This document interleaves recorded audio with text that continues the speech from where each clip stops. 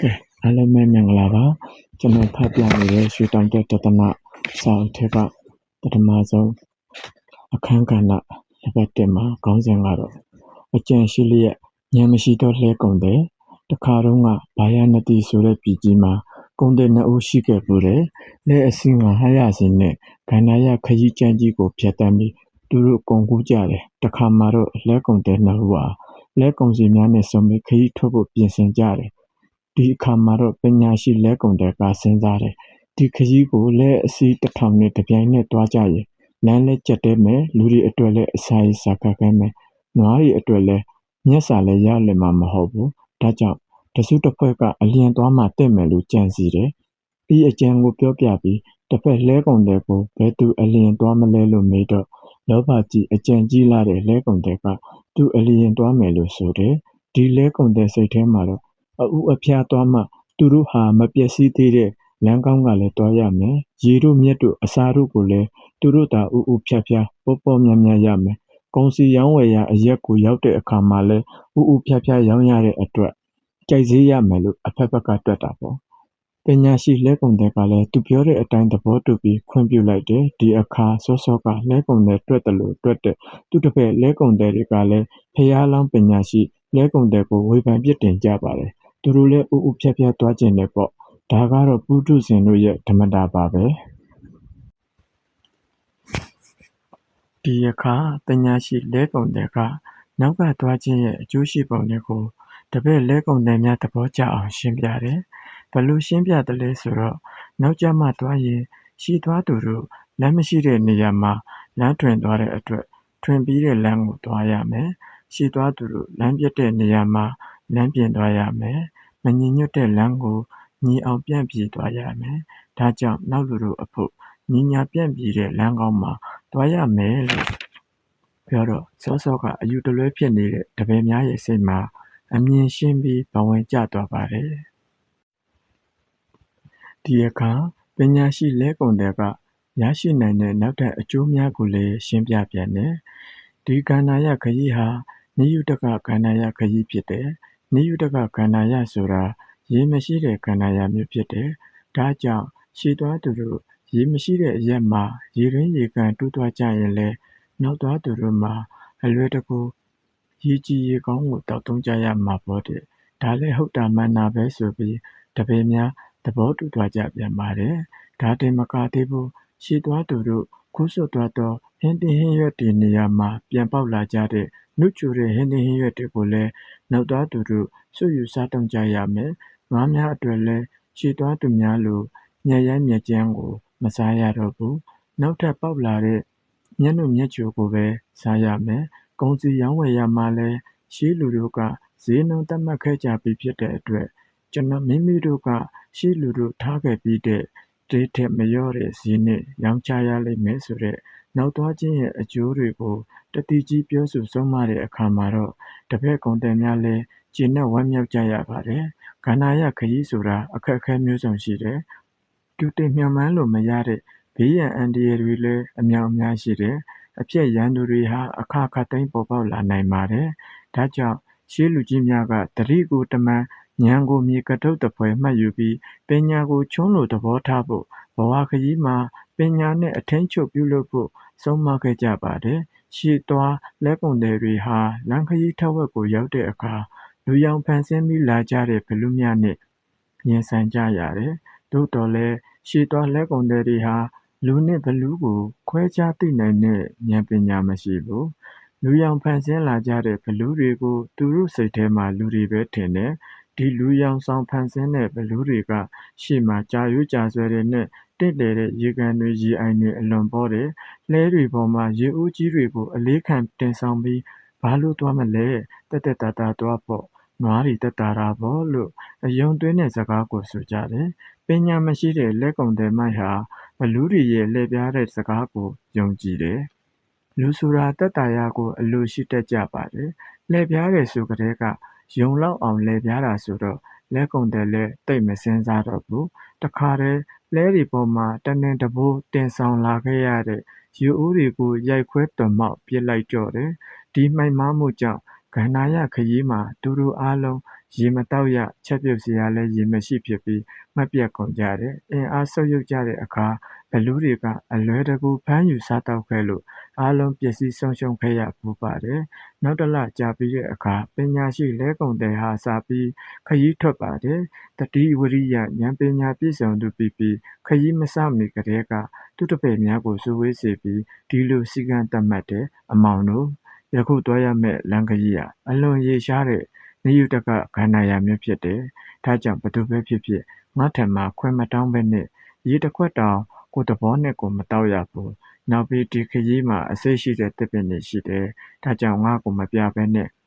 ဘယ်အသီးဘယ်အပွင့်ဘယ်အရွက်ကိုမှမစားရဘူး။ရှေ့ကမစားဖို့တဲ့အသီးအပွင့်အရွက်ကိုလည်းမစားကြနဲ့လို့ဆုံးမတယ်။လူဘဝမှာစည်းကမ်းဆိုတာအရေးကြီးတယ်။ဒီတရားဟာတတိကိုဖြစ်စေတဲ့တရားမျိုးဖြစ်တာကိုလည်းနားလည်ပြီးသဘောကျစေချင်တယ်။ဒီလိုနဲ့ပညာရှိလဲကုန်တယ်တို့အဖွဲ့ဟာကုန်စည်ကူးသန်းမှုကန္နာယခရီးကိုထွက်လာကြတော့ရှေ့ကလူသားစားခဲ့ရတဲ့ဘလူးတွေဟာသူတို့ကိုယ်သူတို့လူယောင်ဖန်ဆင်းပြီးရွှဲရွှဲဆွတ်ဆွတ်တဲ့ကိုယ်တွေနဲ့ကြာရိုးကြာဆွဲတွေကိုပါလက်မှာကိုင်ပြီးလက်တစ်စီးနဲ့တစ်ပြောတစ်ပါးပေါ်လာကြပြန်တာပေါ့။ရှေးနည်းအတိုင်းရှေးခရီးမှာရေပေါများတဲ့အကြောင်းရှေ့မှာတောအရေးလွန်ရင်မိုးတွေရွာလျက်ရှိကြောင်းပြောပြီးလဲပေါ်မှာပါတဲ့ရေတွေကိုအပင်ပန်းခံမတည့်ကြပဲတုံပစ်ကြဖို့လှည့်ပြားပြောဆိုကြပြန်ပါတယ်။ဒီအခါပညာရှိလဲကုန်တယ်ဟာဒီကောင်တွေရဲ့တွင်ပြင်လက္ခဏာတွေကိုဆင်ခြင်လိုက်တော့ဒါဟာလူတွေမဟုတ်ဘူး။လူယောင်ဖန်ဆင်းထားတဲ့ဘလူးတွေမှချက်ချင်းသိလိုက်ပါတယ်။ဒါနဲ့ဘာပြန်ပြောသလဲဆိုတော့အချင်းတို့ငါတို့ကုန်တယ်မျိုးဆိုတာမတိကြပဲလူယူထုံးစံမရှိဘူး။ရှေ့မှာရေကိုကိုယ်တိုင်မြင်မှငါတို့ရေကိုစော့မယ်လို့ပြောလိုက်တယ်။ဘလူးတွေလည်းလှည့်ပြားမရမှန်းသိတော့ဝေးရရှောင်ဖယ်သွားကြပါတယ်။ဘလူးတွေထွက်သွားတဲ့အခါသက်သာမှုကိုအလိုရှိကြတဲ့တပည့်များကပညာရှိလဲကုန်တဲ့ကိုပြစ်တင်ဝေဖန်ကြတယ်။ရှေ့မှာရေတွေရှိလျက်သားနဲ့ဒီရေတွေကိုအပင်ပန်းခံပြီးတည်ယူရကောင်းလားလို့ဆိုကြတာပေါ့။ဒီအခါပညာရှိလဲကုန်တဲ့ကတပည့်များအားလုံးကိုလှဲဝိုင်းချစည်းဝေးသိပြီးဒီလိုမေးတယ်မင်းတို့ဒီကန္နာယခကြီးမှာရေကန်ရေအိုင်ရှိတယ်လို့ရှေးကကြားဖို့ကြသလားမကြားဘူးပါဒါဆိုသူတို့ပြောတယ်လို့ရှေ့မှာမိုးတွေရွာနေတယ်ဆိုပါစို့မိုးရွာရင်မိုးတက်လီဆင်မနေရဘူးလားဆင်ရပါမယ်ဆင်ရမယ်ဆိုလျင်မင်းတို့ခုမိုးတက်လီဆင်နေတာကိုတွေးကြရသလားမတွေးကြရပါထားတော့မိုးရွာမယ်ဆိုရင်မိုးရိပ်မိုးသားမရှိရဘူးလားရှိရပါမယ်ခုမင်းတို့မိုးရိပ်မိုးသားတွေ့မြင်ကြရသလားမတွေ့မြင်ကြရပါဒါတော့မိုးရွာမယ်ဆိုလျင်လျှက်စီးလက်တာတို့မိုးချိန်းတာတို့မရှိရဘူးလားရှိရပါမယ်ခုမင်းတို့လျှက်စီးလက်တာမိုးချိန်းတာမြင်ရကြားရသလားမကြားရမမြင်ရပါဒါဖြင့်မိုးရွာတယ်ဆိုတာဖြစ်နိုင်ပါမလားမဖြစ်နိုင်ပါလို့လဲကုန်တဲ့မိုးရဲ့စကားအဆုံးမှာတပည့်လဲကုန်တဲ့တွေဟာတညစ်တညွတ်အဖြေပေးကြရတယ်ဒီအခါကျမှလဲကုန်တဲ့တွေဟာသူတို့ဆရာပညာရှိလို့တာကံကောင်းထောက်မှပြီးအလိမ်မခံရတာပါကလားလို့သဘောပေါက်သွားကြပါတယ်ဒီစကားရှင်းသွားတဲ့အခါမှာတော့ဖျားလောင်းပညာရှိလဲကုန်တဲ့ကစောစောကလူတွေဟာလူစင်စစ်တွေမဟုတ်ကြပေဘူးလူယောင်ဖန်ဆင်းထားတဲ့လူသားစားဘလူးတွေဖြစ်ကြတယ်ဆိုတာကိုတပည့်များဘဝင်ကြအောင်ဆက်ပြီးရှင်းပြပြန်တယ်အမောင်တို့ထိုသူတွေဟာလူတွေမဟုတ်ဘူးလူယောင်ဖန်ဆင်းထားတဲ့လူသားစားဘလူးတွေဘာဖြစ်လို့ဘလူးတွေလို့သိရတယ်လဲဆိုရင်ဒီလိုလူသူကင်းမဲ့တဲ့ကန္နာယခကြီးမှာသူတို့ချင်းကပ်လာပုံဟာရက်ဘာဖြစ်လို့ဘလူးတွေလို့သိရတယ်လဲဆိုတော့ဒီလိုလူသူကင်းမဲ့တဲ့ကန္နာယခကြီးမှာသူတို့ချင်းကပ်လာပုံဟာရဲတင်းလွန်းတာလဲတကြောင်လူဆိုရင်ဒီလောက်မရဲဘူးပြီးတော့သူတို့မျက်တောင်တွေဟာหนีပြီးမျက်တောင်လည်းမခတ်ကြဘူးငါမြင်တယ်မင်းတို့ကတိတိကျကျစစ်စစ်ဆက်ဆက်မကြည့်ကြလို့လူတွေထင်တာတိတိကျကျကြည့်ရင်သူတို့ကအရေးမထွက်တာကိုတွေ့ရမှာပေါ့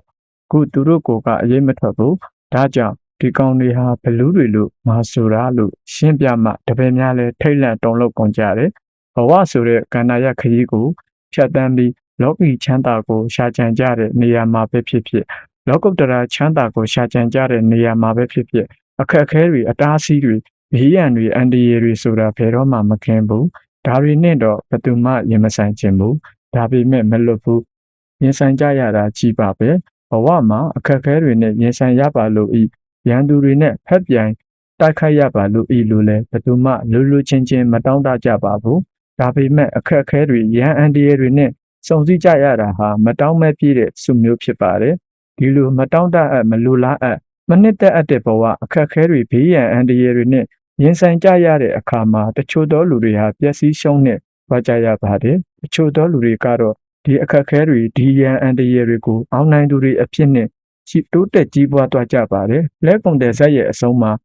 တယောက်သောလဲကုန်တဲ့ဟာရှုံးတဲ့သူဖြစ်သွားရပြီးတယောက်သောလဲကုန်တဲ့ကတော့ဘဝမှာအောင်မြင်ကြီးပွားသူဖြစ်သွားရတယ်လို့ဖခင်ကဟောကြားတော်မူခဲ့တဲ့ဒီတရားကိုဆင်ခြင်ကြည့်မယ်ဆိုရင်အကြံချင်းတူတော့လဲဉာဏ်ချင်းမတူတဲ့အခါမှာဘဝမှာအရာချင်းမတူဘူးလို့ကံရဲ့တတ္တိကိုမြင်နိုင်ကြပါလိမ့်မယ်။လောကမှာအကြံသာရှိဉာဏ်မရှိရင်အမှန်ကိုမမြင်နိုင်တဲ့အတွက်ပျက်စီးခြင်းဆင်းရဲခြင်းရှုံးနိခြင်းကမလွတ်ကင်းနိုင်ဘူး။လောကမှာအမှန်စင်စစ်ပျက်စီးခြင်းဆင်းရဲခြင်းရှုံးနိခြင်းကကင်းလွတ်စေတဲ့အရေးအခွင့်သင့်တဲ့အကြောင်းဆိုတာလည်းရှိပါတယ်။ဆင်းရဲကလွတ်မြောက်ကြောင်းကြီးပွားချမ်းသာခြင်းတို့ရောက်တဲ့ဒီအကြောင်းတရားကိုမြတ်စွာဘုရားကအပ္ပနကဓမ္မလို့သမုတ်တော်မူတယ်။လောကမှာအပ္ပနကဓမ္မကိုမသိနားမလည်တဲ့သူတွေဟာဘဝရဲ့ဆင်းလန်းနေလန်းမျောလန်းလျှောလန်းမှာစံတော်ဝါအယုတ်တရားများနဲ့သာပင်ပန်းကြီးစွာရုန်းကန်လှုပ်ရှားရင်းဘဝရဲ့အချိန်ကာလတွေကိုအချင်းဤတန်ဖိုးမဲ့စွာကုန်ဆုံးနေကြရပါတယ်။ဒီလူတွေကိုဝိပတ္တိလန်းလို့ခေါ်တဲ့ဘဝခရောင်းလန်းပေါ်ကလူတွေလို့ခေါ်ရင်ရမယ်ထင်ပါတယ်။လောကမှာအပ္ပနကဓမ္မကိုသိမြင်နားလည်ကြတဲ့လူတွေကတော့ဘဝရဲ့တက်လန်းဆန်လန်းမြင်လန်းမြင်လန်းမှာအမြတ်တရားအမြိုက်တရားများကိုသာချမ်းသာစွာခံစားရင်းဘဝရဲ့အချိန်ကာလတွေကိုတန်မိုးကြီးစွာအသုံးချကြရပါတယ်။သူတို့ကိုတော့တံပတ်တီလန်းလို့ခေါ်တဲ့ဘဝရွှေတောင်တက်လမ်းပေါ်ကလူတွေလို့ခေါ်ရင်ရမယ်ထင်ပါတယ်။ဒီတော့ဘဝရဲ့ရွှေတောင်တက်ခရီးကိုတွားကြတဲ့လူတွေဟာဘယ်လိုလူတွေလဲလို့မေးချင်ကြပါလိမ့်မယ်။ဒီမေးခွန်းဟာမေးသင့်တဲ့မေးခွန်းဖြစ်လို့လည်းဖြေသင့်ပါတယ်။ဒါမှသာရွှေတောင်တက်ခရီးဆိုတာတလွဲအဓိပ္ပာယ်ကောက်ယူခြင်းအဖြစ်ကကင်းဝေးပါလိမ့်မယ်။လောကမှာတချို့သောသူတွေကမင်းရဲ့ထီးနှံစည်းစိမ်မျိုးရတာကိုရွှေတောင်တက်တယ်လို့ပေါ်ရနာစကားအဖြစ်ခေါ်ခဲ့ကြပါတယ်။လူဘဝမှာတော့မင်းစည်းစိမ်ဟာလောကီအထွတ်ထိပ်လို့ထင်ပွဲရှိတာကိုဒီနေရာမှာမင်းတို့ရဲ့ထီးနှံစည်းစိမ်ဟာဘဝရဲ့အထွတ်ထိပ်မဟုတ်ဘူးရွှေတောင်တက်သမားတို့ရဲ့ရီမတ်အပ်တဲ့အမြင့်ဆုံးဘဝဟာမင်းတို့စည်းစိမ်လုံးဝမဟုတ်ဘူးဆိုတာကိုသင်ရှားစွာတက်တည်ပြနိုင်သွားခဲ့ကြတဲ့ဥတ္တမပုရိသအထွတ်မြတ်ပုဂ္ဂိုလ်နှစ်ပါးရဲ့အကြောင်းကိုပြောပြချင်ပါတယ်သူတို့နှစ်ဦးကဘယ်သူတွေလဲဆိုတော့ပထမသင်္ဃာယနာရဲ့ဒါယကာကြီးဖြစ်တဲ့အဇာတတမင်းနဲ့ဗုဒ္ဓသာသနာတော်ကိုစီပင်ပြန်ပွားအောင်တူမတူအောင်သာသနာပြုခဲ့တဲ့တိရိဓမ္မတောကမင်းကြီးတို့ဖြစ်ကြပါတယ်။ဗုဒ္ဓဝင်းမှာဒေဝရက်ကိုဆရာတင်မိတဲ့အမှားဒေဝရက်ဖျားယောင်းသွေးဆောင်တာကိုနားယောင်ယုံကြည်မိလို့အဖဖြစ်သူအရိယာနွယ်ဝင်သူတော်စင်ကြီးဖြစ်တဲ့ဗိမိတာရမင်းကြီးကိုရက်ဆက်စွာတပ်ဖြတ်ခဲ့သူဟာအဇာတတမင်းဖြစ်တယ်ဆိုတာကိုတော့လူတိုင်းလိုသိပြီးဖြစ်ကြပါလိမ့်မယ်။လောကမှာမိဘဟာသားသမီးအပေါ်မှာဘယ်လိုဆန္ဒမျိုးနဲ့မွေးမြူလေးရှိကြတယ်ဆိုတာရဲ့ထီးနှံဆိုစည်းစိမ်ဆိုတာဟာလည်းဘဝရဲ့အထွတ်ထိပ်မဟုတ်ဘူးဆိုတာရဲ့ဘဝရဲ့အမြင့်ဆုံးအထွတ်ထိပ်ဘဝဆိုတာဘာလဲဆိုတာကိုပါသိရလေအောင်အဇာတတရဲ့ဖြစ်စဉ်အကျဉ်းကိုဒီနေရာမှာပြောပြချင်ပါတယ်အခါတစ်ပါးမှာအဇာတတဟာဒီဝရက်သွေးထိုးတဲ့စကားကိုယုံမှတ်ပြီးအဖကိုတတ်တဲ့အတွက်မိမိတန်လျက်ဓာတ်ကိုပေါင်ကြားမှာဝက်ပြီးနန်းတော်ကြီးကိုဝင်တယ်နန်းတော်ကြီးတဲ့ရောက်တော့မင်းချင်းတို့ကဖမ်းဆီးခြင်းကိုခံရတယ်ဒီအခါအမတ်တချို့ကဒီဝရက်နဲ့အဇာတတကိုတတ်တဲ့နယ်လို့ဆိုကြတယ်တချို့အမတ်တွေကတော့ငါတို့မင်းမြတ်ဟာတားတက်လို့တရားလိုက်မယ်ဆိုတဲ့အကြောင်းကိုသူသားဗိုက်ထဲမှာရှိစဉ်ကလေးကတီးပြီးဖြစ်တယ်မလောက်ကြနဲ့မင်းကြီးစီတန်တော်ဦးတင်အောင်မှဖြစ်မယ်လို့ဆိုကြတယ်မင်းကြီးစီရောက်တော့သားကိုခေါ်ပြီးဗိမိတာရမင်းကြီးကမေးတယ်ချစ်သားဘာကြောင့်ငါ့ကိုတတ်လို့တလဲရွှေနှန်းစည်းစိမ်ကိုလိုချင်လို့တတ်မိကြံမိပါ၏လို့အဇာတတကဖြေတော့ဘုရင်ကြီးကသားတော်တင့်ကိုငါမွေးမြူခဲ့တာဟာမင်းစည်းစိမ်ကိုပေးချင်လို့မွေးခဲ့တာပဲမဟုတ်လားလို့ဆိုပြီးဒီနန်းစည်းစိမ်ကိုလွှတ်အပ်ပေးခဲ့ပါတယ်အဇာတတဟာဘုရင်ဖြစ်လာတဲ့အခါသူ့ဆရာဒီဝရက်ကတိုက်တွန်းလို့အဖရဲ့ခြေကိုခွဲစားသိမ့်မိခင်ပြီးရက်ဆက်တက်ပြတ်ခဲ့ပြန်တယ်ဒါပေမဲ့အဇာတတဟာကျွတ်ချင်လာတော့တိုက်ဆိုင်အဖြစ်တစ်ခုနဲ့ကြုံဆုံခဲ့ရပါတယ်ဘလို့ကြုံရတယ်လဲဆိုတော့ဗိမိတာရမင်းကြီးကံကုန်ပြီဖြစ်တဲ့အကြောင်းတင်လျှောက်ဖို့တဝန်လာစာရေးပြီးနန်းတော်ကိုဆက်သွင်းဖို့လာတဲ့လူနဲ့အဇာတတမင်းရဲ့မိဖုရားမှာသားတော်ဥဒယဗတ္တကိုဖွားမြင်တဲ့အကြောင်းကိုတန်တော်ဥတင်ဖို့လာတဲ့လူနဲ့နန်းတော်တကားဝမှာဆောင်ကြတယ်ဒီအခါမင်္ဂလာစကားနဲ့အမင်္ဂလာစကားနှစ်ရက်မှာမင်္ဂလာစကားကိုဖျားတင်ဖို့ဆုံးဖြတ်ပြီးမင်းရှိကိုရောက်လာတော့သားတော်ဖွားမြင်ကြောင်းတင်လွှာကိုပထမဖတ်တာပေါ့ မဇာတတမင်းဟာသူ့မှာတားယောက်ျားကလေးဖွားမြင်တယ်လို့ဆိုတဲ့သတင်းကိုကြားလိုက်ရတယ်ဆိုရင်ပဲသားနိုင်ဖြစ်တဲ့ချစ်ချင်းအဟောင်းဟာတကိုယ်လုံးရိုးရင်းချင်စီအထိစိမ့်ပြီးနှစ်သိမ့်ကြည်နူးခြင်းဖြစ်တယ်ဒီအခါကျမှသူဟာတတိယပြီးခမီးတော်မင်းလဲငါ့ကိုချစ်တာဟာဒီလိုရှိမှာပဲလို့ဆင်ခြင်တယ်ချစ်မချစ်ကိုမဲတော်ကိုမေးအောင်မှလို့ကြံပြီးမဲတော်စီကိုအစာတသက်သွားပြီးမေးပါတယ်ဘယ်လိုမေးတယ်လဲဆိုတော့မိခင်သားတော်ဖွားเจ้าကိုကြားရတဲ့အခါကျွန်ုပ်မှာအလွန်ချစ်ချင်းနှစ်သက်ချင်းပီတိဖြစ်ရပါတယ်ကျွန်ုပ်ဖွားသောအခါကလည်းပဲခမည်းတော်ဟာဒီလိုပဲချစ်ချင်းမျိုးဖြစ်ပါသလားမဲတော်လို့မေးတယ်ဒီအခါမဲတော်ကဖြေတယ်ဟဲမင်းယုံမင်းမိုက်တင့်ကိုယ်မှာဖြစ်တဲ့ချစ်ချင်းမြတ်တာဆိုတာကအတုမျှတာဖြစ်တယ်နင့်အဖရဲ့ပိယစေတနာဟာနှိုင်းရှင်စရာဒီကဘာမှာမရှိဘူးအံ့ဩချီးမွမ်းလို့တော့မကုန်နိုင်ဘူးနင်ဟာငါ့ပိုက်ထဲမှာတရေအောင်စဉ်အခါကတည်းကငါဟာနင့်ဖခင်ရဲ့ညာလက်ယုံသွေးကိုကိုက်ဖောက်ပြီးတောက်ချင်တဲ့ချစ်ချင်းဆန္ဒတွေပြင်းစွာဖြစ်ခဲ့တယ်ငါမတင်ဝန်းလို့မအိပ်နိုင်မစားနိုင်ဖြစ်ခဲ့ရတယ်ဒါကိုသိတဲ့မင်းဖခင်ဟာသူ့လက်ယုံသွေးကိုဖောက်ပြီးငါ့ကိုတိုက်ကျွေးခဲ့တယ်ပညာရှိတို့ကိုဒီအကြောင်းကိုပြောတော့မိဖုရားဝမ်းမှာကိန်းအောင်တဲ့လူငယ်ဟာဖခင်မင်းကြီးရဲ့အသက်ကိုမချွတ်ဧကန်တတ်မယ်လို့နမိတ်ဖတ်ခဲ့ကြတယ်။ဒါကြောင့်မင်းကိုငါမမွေးချင်ဘူး။ကိုဝန်ကိုဖျက်ပေမဲ့မင်းဖခင်ကသူသားရဲ့မျက်နှာကိုမြင်ကျင်လာတယ်သူ့ကိုတတ်ချင်တတ်ပါစေလို့အခါခါတောင်းပန်ခဲ့လို့နင်လူပြည်ကိုရောက်ခဲ့ရတာ။နင်မွေးလာတော့လဲသူဟာစားရမှန်းမသိတောက်ရမှန်းမသိအိပ်ရမှန်းမသိတားမျက်နှာကိုတကြီးကြီးနဲ့အချစ်ကြီးချစ်ခဲ့တယ်။နင်ငယ်စဉ်ကလက်မမှာခုနာပေါက်ပြီးစောက်တီရမရပြီးကြိုက်ပြီးငိုနေတော့ကလည်းမင်းအဖေဟာမင်းလက်မမှာကရင်းကိုငုံပြီးပြည်ယူပေးခဲ့တယ်အဲ့ဒီလောက်နင်းအပေါ်မှာချစ်ချင်းကဲမောက်ပြီးသူမတူအောင်ချစ်ခင်ချင်းမြောက်ခဲ့တဲ့မွေးဖခင်ကိုမှနင်းရရဆက်ဆက်တိုက်ရက်ပလေတယ်ဟဲမင်းရုပ်နှစ်ထက်မိုက်တဲ့လူဒီလူပြည်မှာမရှိတော့ပါဘူးဟုယူကျုံမရပြောရှာတယ်ဒီတဲ့အစားတတမင်းရင်တွင်းလိုက်စုတော့ကပူပြီးငါဖခင်ကိုနှောင်အိမ်အကျဲမှအခုချက်ချင်းနှုတ်စေလို့အမိန်ပေးတယ်သို့တော့အမတ်တို့ကအရှင်ငိုကြွေးတော်လည်းမရတော့ပါဘူးခမည်းတော်ရဲ့အလောင်းကိုသာကောင်းစွာကြိုးပါတော့လို့ဆိုတယ်ဒီအခါမှာတော့အဇာတတမင်းဟာအလွန်ကြီးမားတဲ့တံဝေကရသွားပါပြီအဇာတတရဲ့ရင်ထဲမှာကြီးမြတ်လာတဲ့မင်းရဲ့ချမ်းသာကိုကျင့်ကြက်လာတဲ့လောင်အိမ်လို့ထင်လာပါတော့တယ်ဘလို့ပင်ရှင်ပြောအောင်ကြိုးစားပြီးနေစားလို့လည်းမဝင်ဘူးဆက်လို့လည်းမပြောတော့ပါဘူးဒီလိုအချိန်မှသူ့ဆရာဒီဝရက်ကိုမြင်းမျိုးပြီးဆိုတဲ့တရင်ကြားရပြန်တယ်ဒါကြောင့်အဇာတတမင်းရဲ့ထိတ်လန့်ခြင်းဟာ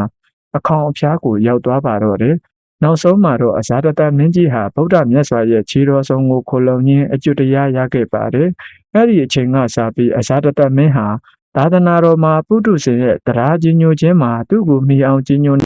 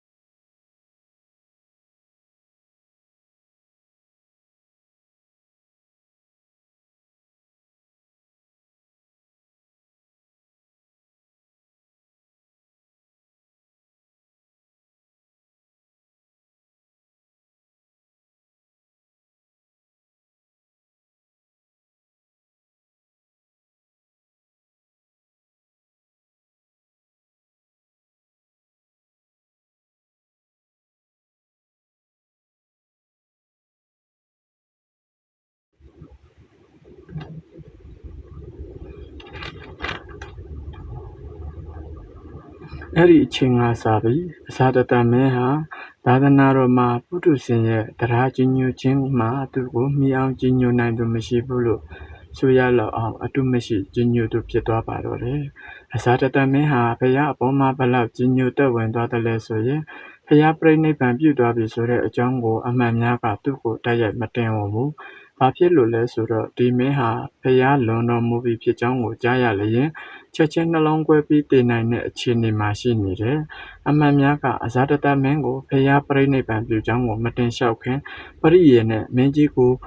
ဝတ်ဖြူစင်ကြယ်ဝတ်ရွှေကျင်းသုံးခုထဲမှာစတုမတုတွေအပြည့်ဖြည့်ပြီးဖျားလွန်ကြောင်းကိုလျှောက်ထားကြတယ်။မင်းကြီးလည်းဤစကားကိုကြားတာနဲ့တပြိုင်နက်တစ်ပင်ပေါ်ကကြားတဲ့လူလိုတခါတည်းတဲဦးလိုက်ဖို့ကတကိုယ်လုံးတုံပြီးတတိလစ်သွားပါတယ်။အမတ်များကမင်းကြီးရဲ့ကိုယူပြီးစတုမတုမှာဆင်ကြရတယ်။စတုမတုတွေတွက်ကြိုက်စုပြီးအငွေ့ထွက်တယ်တဲ့အမတ်များလည်းတခြင်းစုပွက်လျင်တခြင်းပြောင်းပြီးမင်းကြီးရဲ့ကိုယ်တော်ကိုစိန်လိုက်တာနောက်ဆုံးကျင်းကိုရောက်မှတတိပြန်ရတယ်ဆိုပဲအဇာတတမင်းဟာတတိပြန်ရတယ်ဆိုရင်ပဲသပင်ဖရဲကိုဖရဲကိုတော့မသိမ်းစီးနိုင်ဘူးတဲ့ရင်ကိုလက်နှစ်ဖက်နဲ့မပြီးရှိုက်ကြီးတငင်ငိုကြွေးရင်အယူကြီးတယောက်လိုပဲဖះရှိရာအရက်ကိုမှန်းပြီးပြေးပါတော့တယ်ဇီဝကရဲ့တရက်ဥယျာဉ်ကိုရောက်တော့ဒီနေရာမှာငါ့ကိုဖုံးတော်ကြောက်ပန်းနဲ့ပြည့်စုံတော်မူတဲ့ဖះတရားဟောတယ်ငါရင်ကိုစူးဝင်နေတဲ့ထိတ်လန့်စိုးရိမ်ခြင်းညှောင့်ကိုနှုတ်ပယ်တော်မူတယ်ငါဟာဖခင်တဲ့ဆယ်စားမကောက်အောင်ဖះကိုစိကပ်ပူဇော်ခဲ့တာပဲခုတော့ငါ့ကိုဖះကတရားတော်များလဲမဟောပြောနိုင်တော့ပါကလားဆိုပြီးတဲထန်စွာငိုပြန်တယ်ဖះပြိဋိဘံပြုပြီးနောက်ပထမသင်္ဃာယနာတင်ပွဲကြီးကျင်းပဖို့အတွက်ရှင်မဟာကတ္တပအမှုပြုတဲ့တန်ဃာ900စီဝေကြတယ်ဒီသင်္ဃာယနာပွဲကြီးအတွက်လူအပ်သမျှအထောက်ပံ့အားလုံးကိုအဇာတတမင်းကြီးလူရန်ပူဇော်ခဲ့တယ်သူဟာပထမသင်္ဃာယနာပွဲကြီးရဲ့ဒါယကကြီးဖြစ်ခဲ့တယ်သာသနာတော်မှာအဇာတတမင်းဟာအဖကိုတတ်တဲ့သားဆိုတဲ့နာမည်ပြည့်စရင်ကပဲဖြစ်ပြီးပထမသင်္ဃာယနာပွဲကြီးနဲ့တကွဓာတုစေတီတော်ရဲ့ဒါယကမင်းကြီးအဖြစ်နဲ့ဥဒန်းတွင်ရစ်တာဟာဘာကြောင့်လဲဆိုတာကိုတွေးရှုဆင်ခြင်ကြစေချင်ပါတယ်။မင်းစည်းစိမ်ဆိုတာလောကီလူပေါင်းမှာအမြင့်စခန်းဖြစ်တယ်လို့ဆိုခြင်းဆိုနိုင်ပါလိမ့်မယ်။သို့တော်လည်းဒီမင်းစည်းစိမ်ဟာအမြင့်စခန်းခံစားတာဟာရွှေတောင်တက်ခြင်းအစစ်မဟုတ်ဘူး။နောက်အခါတတိတံဝေကရပြီးဖျားသာသနာတော်မှာကောင်းမှုကုသိုလ်တွေနဲ့အရိယာလမ်းစဉ်ကိုကျင့်သုံးခဲ့ခြင်းသာရွှေတောင်တက်ခြင်းအစစ်မှန်ဖြစ်တယ်လို့ဒီမှာသဘောကျတဲ့မှာပြီးမဟာဝင်နဲ့ဗုဒ္ဓဝင်များမှာထင်ရှားခဲ့တဲ့နောက်ပုဂ္ဂိုလ်တစ်ဦးကတော့သေတိဓမ္မတောကမင်းကြီးပါပဲအာတောကဤအဋ္ဌိဋ္ဌံဗုဒ္ဓဝင်မဟာဝင်ကျမ်းများမှာအာတောကမင်းဟာအလွန်ထူးခြားတဲ့အတိတ်နမိတ်များနဲ့မွေးဖွားလာတယ်လို့ဆိုပါတယ်ဒီအတိတ်နမိတ်တွေကတော့ဖုံးကြီးမြင့်ယောက်ျားဖြစ်ကြောင်းအတိတ်နမိတ်တွေဖြစ်ကြတယ်အာတောကမင်းသားအရွယ်ရောက်တော့အုပ်စီနီပြည်ငယ်ကိုအုပ်စိုးရတယ်သူရဲ့နောင်တော်သူမနမင်းသားကတော့တက္ကသိုလ်ပြည်ကိုအပိုင်စားရရှိခဲ့တယ်နောက်အခါတက္ကသိုလ်ပြည်မှာပုံကွယ်မှုတစ်ခုပေါ်ပေါက်တော့သူဖခင်ဗိန္ဓုတာရမင်းကြီးကအာတောကကိုတွားရောက်နှိမ်နင်းစေတယ်ဖုံးလက်ယုံနဲ့ပြည့်စုံတဲ့အာတောကဟာအဲ့ဒီပုံကွယ်မှုကိုချက်ချင်းငြင်းအေးစေခဲ့တယ်ခမဲတော်နတ်ရွာဆံဃာနီးမှာအာတောကမင်းကြီးဟာအုပ်စေနီကနေပါဏလိပုတ်နေပြည်တော်ကိုပြန်သွားတယ်ခမဲတော်နတ်ရွာဆန်တော့နိုင်ငံအုပ်ချုပ်ခွင့်အာဏာကိုမူးမှန်များကသူ့ကိုပေးကြတယ်ဒါကိုအကိုဖြစ်သူသူမနာမင်းကမကျေနပ်ဘူးပါဏလိပုတ်ကိုစစ်ချီလာတယ်သမုဒ္ဒရာလှိုင်းတကဲ့သို့စစ်ကြီးစီရင်ပြီးလာတယ်လို့ကျမ်းဂန်မှာဆိုကြတယ်ငါတော့ကမင်းလဲနောင်တော်၃ကျိတ်၉ယောက်ကိုပြန်လဲခုခံတိုက်ပြီးအနိုင်ရတဲ့အခါအဲ့ဒီနောင်တော်၃ကျိတ်၉ယောက်လုံးကိုတပ်ဖြတ်ပြီးနောင်တော်များရဲ့သွေးပွက်ကိုကြော်နှဲလျက်ထိန်းနှံတတ်တော်မူတယ်လို့တီဟိုကျမ်းဂန်များမှာအဆိုရှိတယ်အာတောကမင်းဟာမင်းအဖြစ်ကိုရောက်ပြီး၄နှစ်တိုင်တိုင်ဗိသိက်ခံပွဲမကျင်းပပဲတိုင်းရေးပြည်ရေးတွေကိုဆောင်ရွက်နေခဲ့တယ်BC 280ရောက်မှသူ့ကိုသူဒေဝနံပိယဓာတပွဲခံယူပြီးဗိသိက်ခံနဲ့နောက်ထပ်9နှစ်တိုင်တိုင်မောရိယအင်ပါယာကြီးခိုင်ခန့်ကြီးပွားရေးကိုမနေမနာဆောင်ရွက်ခဲ့ပါတယ်BC 262ခုနှစ်မှာအာတောကဘုရင်ဟာမဟာနရီနဲ့ဂေါဒဝရီမြစ်တို့ဆက်ကြားမှာရှိတဲ့ကလိန်ကတိုင်းကိုမိမိရဲ့မောရိယအင်ပါယာကြီးတဲ့ကိုတွတ်သွင်းလိုတဲ့ဇာနာရမက်ကြောင့်အလုံးအရင်းနဲ့စစ်ချီပြီးတိုက်ခိုက်ပျက်စီးဖြစ်တယ်ဒီစစ်ပွဲမှာကလိန်ကတိုင်းသားစစ်တီရဲမှတ်ပေါင်း3သိန်းကျော်ကြာဆုံးတယ်တခြားစစ်တီရဲမှတ်ပေါင်း3သိန်းခွဲကျော်ကိုလည်းတုံးပန်းများအဖြစ်ဖမ်းယူခဲ့တယ်ကလိန်ကစစ်မှတ်ကြောင့်ထွက်ပြေးခဲ့ရတဲ့စစ်ပြေးဒုက္ခသည်အပေါင်းကတော့မရေမတွက်နိုင်အောင်ဖြစ်ခဲ့ရတယ်အတောကမင်းတရားကြီးဟာလူအသက်များစွာလူယဉ်ကျေးမှုအဆောက်အုံပေါင်းများစွာပျက်စီးဆုံးရှုံးသွားတဲ့ကလိန်ကစစ်မြေပြင်ကိုမြင်တွေ့ရတဲ့အခါမူလကဗုဒ္ဓဘာသာပေါ်မှာယုံကြည်သက်ဝင်နေပြီဖြစ်တဲ့သူနှလုံးသားဟာများစွာစုပွက်ပြီးယူကျုံမရထိတ်လန့်တုန်လှုပ်ခြင်းတန်ဝေကကြီးစွာဖြစ်တော်မူတယ်ဒီတင်အာတောကမင်းရဲ့နှလုံးတော်ထဲမှာအကြီးဆုံးသောအောင်မြင်ခြင်းကလက်နက်အားကိုအောင်မြင်ခြင်းမျိုးမဟုတ်တရားဓမ္မဖြင့်ဖြစ်သောအောင်မြင်ခြင်းတည်တာအကြီးဆုံးသောအောင်မြင်ခြင်းဖြစ်၏ဆိုတဲ့ဘဝအတ္တတရားဖြစ်ပေါ်လာခဲ့တယ်။တွေးခေတ်နဲ့လမ်းမှာတရကြမ်းချီတက်ပြီးသူ့အသက်ကိုတက်ခြင်းသူ့ဥစ္စာကိုဖျက်ဆီးခြင်းဆိုတဲ့အကုသိုလ်ဒုစရိုက်များ ရောပြင်းနေတဲ့အောင်မြင်ခြင်းဟာအောင်မြင်ခြင်းအစစ်မဟုတ်ဘူးအပြစ်ကင်းတဲ့အောင်မြင်ခြင်းမျိုးလည်းမဟုတ်ဘူးပညာရှိသူတော်ကောင်းတို့ချီးမွမ်းမထားကဲ့ရဲ့ခြင်းသာဖြစ်တဲ့အောင်မြင်ခြင်းမျိုးသာဖြစ်တယ်လို့အာတောကဘုရင်ရဲ့ရင်တွင်းနှလုံးသားမှာထင်ရှားပြက်ပြက်သိမြင်သွားတယ်အစကတော့သူ့ကိုယ်သူလောကရဲ့အထွတ်အထိပ်ဖြစ်တဲ့ရွှေတောင်ထီးနှန်းစည်းစိမ်ပေါ်ကိုရောက်နေသူတစ်ယောက်လို့ယုံမှတ်ခဲ့ပါရဲ့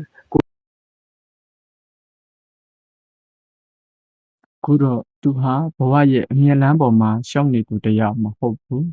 အခုသူဟာဘဝရဲ့အယုတ်တရားလမ်းပေါ်မှာရှောက်နေတဲ့မစင်ကြဲတဲ့ပုထုရှင်အမှန်မှတစ်ယောက်ရဲ့အဖြစ်မှာပဲရှိသေးပါကလားဆိုတာကိုမြင်သွားပါပြီဒီအခါမှာတော့သူဟာလောကမှာမှားယွင်းတဲ့ရည်မှန်းချက်ကြီးတစ်ခုအတွက်ရက်ဆက်ခြင်းယုံမှခြင်းတပ်ဖြတ်ခြင်းဆိုတဲ့ဆက်စုပ်ဖွယ်အကုသိုလ်ကံတွေကိုကျူးလွန်နေမိပြီဆိုတာလည်းသိမြင်သွားပါတယ်ဘဝမှာချွတ်ရင်းနဲ့ညီမင်းချက်ဟာချွတ်ရင်းနဲ့အလုတ်ကံတွေကို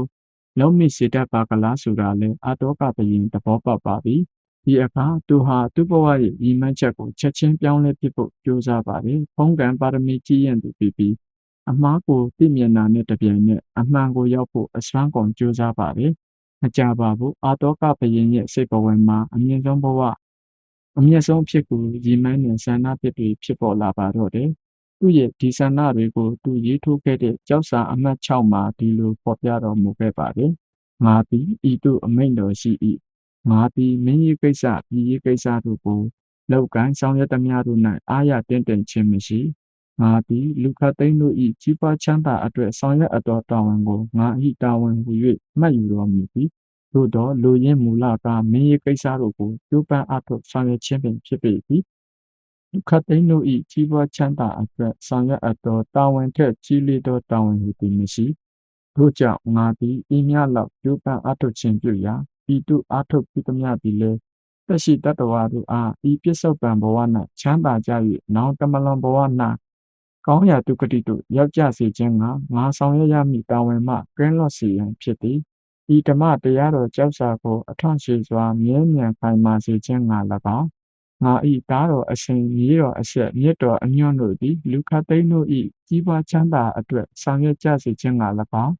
ရေးထိုးစေတော်မူသည်သို့တော်ကြီးစွာသောစိတ်အားထက်သန်ခြင်းမရှိဘဲဤအတိုင်းဖြစ်မြောက်ရန်ကခဲရင်လှပေတည်းတဲ့အာတောကဘယင်မင်းတရားကြီးရဲ့ဘဝညီမန်းချက်ကြီးထဲမှာကိုကျိုးကိုစီးပွားအတွက်ဆိုတဲ့ညီမန်းချက်တွေမရှိတော့ပါဘူး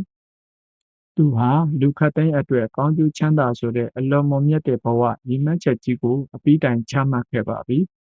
။ကလင်္ကာတိုင်းမှာစိုက်တူထားခဲ့တဲ့သူ့ရဲ့ကြောက်စာအမှတ်လေးမှာခမီးတင်ထားတာတွေကလည်းကျင်းနူးနှစ်သက်ပွဲတာပြီးခေါ်ပွဲဖြစ်နေပါတယ်။ဒီကြောက်စာမှာသူကသူ့စိတ်မှာမှန်တယ်လို့ထင်တာကိုထင်မြင်တဲ့အတိုင်းမှန်အောင်မြင်အောင်ဆောင်ရွက်လိုတဲ့ဆန္ဒရှိကြောင်းသူလက်အောက်ခံအုပ်ချုပ်သူများကသူ့ဆန္ဒတော်ကိုအကောင့်ထဲပေါ်ပေးရမယ်ဆိုတဲ့အကြောင်းကိုဏ္ဍန်ချီပြီးသူ့ရဲ့ဆန္ဒတော်ကိုဒီလိုအတိအလင်းထုတ်ဖော်ရေးပြထားပါတယ်။ခတ်သိမ်းသောလူတို့သည်ငါဤသားသမီးများဖြစ်ကြကုန်၏။ငါသည်ငါဤသားသမီးတို့အတွက်ဤပြစ္ဆုတ်ပံဘဝနှင့်နောက်တမလွန်ဘဝပါကောင်းကျိုးချမ်းသာကိုလိုလားတော်မူတဲ့ကဲ့သို့လူခတ်သိမ်းတို့အတွက်လည်းထိုနည်းတူလိုလားတော်မူ၏တဲ့။ဒါဟာတိတိဓမ္မတောကမင်းရဲ့ရွှေတောင်တက်သတ္တနာပဲဖြစ်ပါတယ်။တခါတရံပုထုရှင်တဘာဝတွေမှာအမားနဲ့မကင်းကြတာကဓမ္မတာပါပဲဒီလိုမှားယွင်းကြရတာဟာလည်းတကယ်တော့သူတို့မျှော်မှန်းခဲ့ကြတဲ့ဘဝရည်မှန်းချက်မှားယွင်းခဲ့ကြလို့လည်းဖြစ်နိုင်တယ်လို့တချို့သောလူတွေမှာတော့ဘဝအတွက်ရည်မှန်းချက်ပျောက်ဆုံးနေလို့လည်းဖြစ်တတ်ပါတယ်တချို့ကြတော့ရည်မှန်းချက်ဝေဝါးပြီးဘဝကိုရည်မှန်းရမှန်းမသိစံတဝါဝါဖြစ်နေတာမျိုးလည်းရှိတတ်ပါတယ်ကျေးဇူးရှင်လေဒီဆရာတော်ဘုရားကြီးကတော့တတ္တဝါတို့သည်ဘဝအဆက်ဆက်ကဘာအဆက်ဆက်တံပတ္တိဟုသောအတက်လန်းအဆန်လန်းကိုသာအမြဲလိုရှိကြကုန်၏ဝိပတ္တိဟုသောအောက်လန်းဆောင်လန်းမျောလန်းလျှောလန်းကိုအလိုမရှိကြကုန်လို့အဆိုရှိပါတယ်ဆရာတော်ဘုရားကြီးရဲ့ဒီစကားဟာတတ္တဝါတို့အဖို့ရေပူရာအဖြစ်မှန်ကန်လာပါတယ်သို့တော့ဘဝခရီးချမ်းကိုရှောက်လန်းကြရမှာအထူးသဖြင့်ရွှေတောင်တက်ခရီးကိုတွားကြရမှာပမာဒခေါ်တဲ့တတိချွေရမှုတရားကြီးကိုချီချော်လက်ချော်ဖြစ်ပြီးအတက်လန်းအဆန်လန်းအမြင့်လန်းကနေအောက်သို့လျှော့ကြရတာမျိုးအနှိမ်လန်းအမျောလန်းအယုတ်လန်းတို့ပြန်ရောက်သွားကြတာမျိုးလဲလောကမှာထင်ရှားတဲ့တာရကတွေအတွေ့အကြုံများစွာရှိခဲ့ပူပါတယ်။ညီမန်းချက်ပြောင်းနေသောစာသူဒီနေရာမှာနှလုံးမှန်ဆွဲလွယ်အောင်တာရကပုံမြင်ကလေးတစ်ပုဒ်ထုတ်ပြပါမယ်။ ကိုရှိတုန်းကစာဓုယတိတပါးဟာအမြိုက်တရားကိုရှာဖွေဖို့အတွက်သူ့ဆရာဂုရုနဲ့အတူတောထွက်သွားဖို့တယ်တောတွင်းတနေရာရောက်တော့ဆရာဂုရုကငါတပည့်ဒီနေရာဟာစိတ်ငြိမ်တယ်အလူခံရွာနဲ့လဲမနီးလုံးမဝေးလုံးရှိတယ်တစ်ကြားအန္တရာယ်လည်းခင်းတယ်ရေမိုးလည်းရလွယ်တယ်ဒီနေရာမှာတရွက်တဲထိုးပြီးတင်တရားကျင့်ရငါကတော့ဟိမဝနာတော်ကိုသွားမယ်ငါနဲ့တိတိတရားကျင့်ပြီးမှတင့်ထံကိုပြန်လာမယ်အဲ့ဒီအခါကျမှတင့်အခြေအနေကိုကြည့်ပြီးတရားအဆင့်တက်ဖို့ငါညွှန်ကြားမယ်လို့ဆိုပြီးထွက်သွားတယ်စာဓုယတိလည်းဆရာဩဝါဒအတိုင်းတရွက်တဲထိုးပြီးချိုးချံစွာတရားကျင့်နေခဲ့ပါတယ်အနီးနားရွာသားများကလည်းတရားကျင့်နေတဲ့ယတိကိုတွေ့ရှိကြပြီးကြီးညိုကြတဲ့အတွက်လူရန်ထောက်ပံ့ကြပါတယ်ယတိဟာကမ္မဋ္ဌာန်းဘာဝနာကိုနက်နက်တိုင်းစတင်စီးဖြန်းခါနေမှာသူ့ကိုရေမိုးတန့်စင်နဲ့ရေချိုးပြီးတဲ့အခါသူ့ရဲ့ခါးစည်းနံပိုင်းကလေးကိုတဲအနစ်ကတစ်ပင်ပေါ်မှာလှမ်းလေးရှိတယ်တနေ့တော့ရွာထဲကဆုံးခံအပြန်မှာသူ့ခါးစည်းကိုကြွက်များကိုက်ပေါက်ထားကြောင်းသိရတယ်သူ့မှာရေချိုးဖို့ခါးစည်းလည်းအဖို့မရှိဘူးဒါကြောင့်နောက်တစ်နေ့ဆုံးခံထွက်တဲ့အခါရွာထဲမှာအကျိုးအကြောင်းကိုပြောပြီးခါးစည်းတစ်ထည်အလူခံခဲ့ရတယ်အဲ့ဒီခါးစည်းကိုလည်းမကြာခင်ရက်များအတွင်းမှာပင်ကြွက်များကိုက်ပေါက်ကြပြန်တယ်တခါချင်းကပ်ပြီးအကျိုးအကြောင်းပြောပြီးခါးစည်းအလူခံရပြန်တာပေါ့ဒီအခါမှာတော့ရွာသားများကဒီလောက်တောင်ကြွက်ပေါ်လာတာကြောင်တကောင်လောက်မွေးထားပါတော့လားလို့ပြောဆိုကြတယ်ယတိလည်းချက်ချင်းပဲကြောင်တကောင်ယူပြီးမွေးတယ်ကြောင်ရောက်လာတဲ့နေ့ကစားပြီးကြွက်များထွက်ပြေးကြပါရဲ့ဒါပေမဲ့ကြောင်ကိုကျွေးစရာကမရှိပြန်ဘူးရွာမှာတွားပြီးနွားနုအလူခံရပြန်တယ်ယတိလည်းနေတိုင်းနွားနုအလူခံနေတော့ရွာသားတွေကဘယ်ကြည့်ပြမလဲစာတူးကြီးနွားမတကောင်ရှာကြံမွေးထားဖို့လို့ဆိုကြပြန်ပါတယ်ဒီအခါသူ့ကိုကြည်ညိုတဲ့ရွာသားတအုပ်ကစာတူးကြီးအတွက်နွားမတကောင်လူတယ်စာတူးလည်းနမတကောင်အလွယ်တကူရရှိပါရဲ့နွားနုအတွက်လည်းမပူရတာတော့မှန်ပါရဲ့ဒါပေမဲ့နွားဆွားဖို့မြက်တို့ကောက်ရိုးတို့အခက်ကြုံပြန်တယ်ဒီတစ်ခါရွာကိုတွားပြီးကောက်ရိုးအလူခံပြန်တယ်ဒီတော့ရွာသားတွေကစာတူးကြီးအခုနွားလည်းရှိပြီးကျောင်းသားမှမြေလွတ်လည်းရှိတာပဲစပားဆိုင်ပါလားဆန်လည်းရသေးကောက်ရိုးလည်းရသေးစာတူးကြီးလည်းဘာပူစရာရှိတယ်လဲလို့ဆိုကြပြန်တယ်စာတူးလည်းရွာသားတွေပေးတဲ့အကြံကိုသဘောကျပြီးရွာသားတွေလှူလိုက်တဲ့ထွန်တုံးထွန်တန်မျိုးစပားတွေနဲ့လေယာဆိုင်ပြိုးရေးအလုပ်ကိုလုပ်ပြန်တယ်ဒါနဲ့အချုံကုန်တော့စပားပေါ်ပြီးရိတ်သိမ်းရပြန်တယ်စပားတွေကပုံနေတော့တူလောင်ဖို့အတွက်ကြီးစောက်ရပြန်တာပေါ့တဦးတည်းမနိုင်တော့လူတွေငှားလို့ရတာပေါ့စပားတွေပုံနေပြန်တော့အလကားထားလေအလကားပဲဆိုပြီးရောင်းပြန်တယ်ရောင်းတော့ငွေတွေကျွေးတွေရပြန်တာပေါ့ဒင်းငွေတွေဒီပစ္စည်းတွေကိုထိမ့်သိမ့်ဖို့ကလူပြန်တယ်ဒီအခါမှာတော့စာတူးကြီးလဲမထိုးဘူးဆိုပြီးမိမယူလိုက်တော့တယ်9နှစ်ကြာတော့သူ့ဆရာကုတုကြီးဟာမိမဝနာကနေသူ့စီပြန်လာတယ်ဒီအခါမှာတော့သူထားခဲ့တဲ့သူ့တပည့်ရဲ့တဲချောင်းနေရာမှာအိမ်တွေနဲ့လူတန်းတွေနဲ့စူညံတဲ့ရွာကလေးတစ်ရွာဖြစ်နေတာကိုတွေ့ရတယ်ဘုလူလဲဖျားတာပြီးသူ့တပည့်ကိုလိုက်ရှာတော့သူ့တပည့်ဟာစာတူးအတွင်ပြောက်ပြီးအိမ်အောင်ရှယ်အလွတ်သမားကြီးဖြစ်နေတာကိုတွေ့ရတယ်ဒါဟာဘဝခရီးမှာအတက်လန်းအမြက်လန်းကိုတွားနေသူတစ်ယောက်ဟာမိမိရဲ့မူလကအထားရှိတဲ့မုံမြတ်တဲ့ရည်ရွယ်ချက်ကိုမေးလျော့မှုဆိုတဲ့ပမာဒတရားကြောင့်ချီကျော်လက်ချော်ဖြစ်ပြီးဘဝရဲ့အစင်းလန်းအယုတ်လန်းကိုရှော့ကျပျက်စီးသွားရပုံဥပမာတစ်ခုပါရွှေတောင်တက်ခရီးအတွက်ဘဝရဲ့ရည်မှန်းချက်တွေကိုတိဆောက်ကြတဲ့နေရာမှာဒသနဆိုတဲ့ဉာဏ်အမြင်ရဖို့ကပိုပြီးအရေးကြီးပါတယ်အကြောင်းကြောင့်ဘဝမှာယုံညံ့တဲ့အဖြစ်နှိမ့်ကြတဲ့အဖြစ်ကိုရောက်နေရပေမဲ့စမ်းကြယ်တဲ့ကံကြမ္မာအလှဲ့ကြုံလာတဲ့အခါမမျှော်လင့်ဘဲနဲ့လည်းအမြင့်တန်းကိုရောက်သွားတာမျိုးလည်းရှိတတ်ပါတယ်။လောကမှာရည်မှန်းတာကတခြားဖြစ်တာကတခြားဖြစ်မျိုးလည်းများစွာပဲရှိတတ်ပါတယ်။မဟာဇနကမင်းရဲ့ဥဒန်းစကားဒီလိုဖြစ်တတ်ပုံကိုမြတ်စွာဘုရားဟာမဟာဇနကဇတ်တော်မှာဟောကြားတော်မူပါတယ်။မဟာဇနကမင်းကြီးရဲ့ဥဒန်းကာရမှာအမတ်တို့ဤလောက၌လူတို့၏အလိုဆန္ဒသည်ကြံလျက်နှင့်ပြတ်တတ်၏မကြံဘဲနဲ့လည်းဖြစ်တတ်၏ငါသည်လည်းယခုကဲ့သို့ဟုတ်တယထာဆိုင်၍ပြည်စည်းစိမ်ကိုအလွယ်တကူတင်းယူဆွမြန်းမည်ဟုတစိုးတမိမြအကြံမရှိသူဝနဘုံမိတို့တွား၍ကွန်ပျူတာဖြင့်အောက်စွာပြန်ပွားသွားဖြင့်ကြီးကျယ်သောအခါဥစ္စာဖြင့်ဖျားယောင်း၍တပြည်တနိုင်ငံကိုလက်နက်ပြုလျက်အလုံးရင်းကြီးစွာနှင့်တိုက်ယူမှငါခမည်းတော်ဥစ္စာဖြစ်သောဤပြည်ကိုတိမ်မြန်းနိုင်ယူဟန်စုငါသည်အကြံရှိ၏ထိုအကြံကပြက်ခဲ့၍မကြံဘဲပင်လယ်၌နှင့်ရာအရက်မှနတ်သမီးဆောင်ဖို့တဖြင့်မြို့ဥယျင်ကြောက်ဖြာ၌ငါနှုံးခွေမြင်းညောင်း၍လျောင်းဆက်ရာမှာ ဟုတ်တာယထာဆိုင်လာလျင်အကြိုက်တဲ့လူရင်းသို့ခဏချင်းအလင်းအမြန်မကြံပဲငါရောက်၍ပြီးမြောက်တော်မူသည်ငါသည်လည်းမဟုတ်ဤလောက၌အကျဉ်ယောက်ျားမိန်းမတို့သည်လည်းမင်းဖြစ်ခြင်းကမိဖုရားဖြစ်ခြင်းကတထေးတရွယ်တကြွယ်ဖြစ်ခြင်းကစသဖြင့်မိမိ၏စာနာသွားရာအတီးတီးကြံကြကုန်သည်ကြီးပင်သည်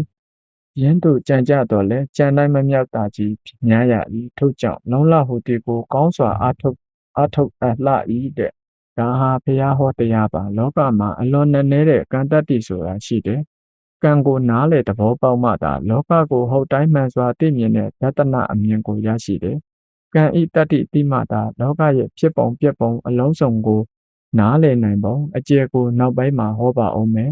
ဒီမှာတော့လူဟာလောကမှာဘယ်လိုကံအကျိုးပေးမျိုးနဲ့ပဲကြုံဉာဏ်နဲ့ဝရိယနဲ့အတုံးပြုပြီးမိမိရဲ့ဘဝရည်မှန်းချက်ကြီးကိုအမြင့်တန်းစားဖြစ်အောင်အားထုတ်တဲ့ပုံတာရကတစ်ခုကိုပြောပြခြင်းပေးတယ်ဒါဟာလေယာမခရရှနာပုံမြင်တဲ့ကပုံဝတ္ထုတစ်ခုပါပဲအယုတ်လမ်းမှအမြင့်လမ်းသို့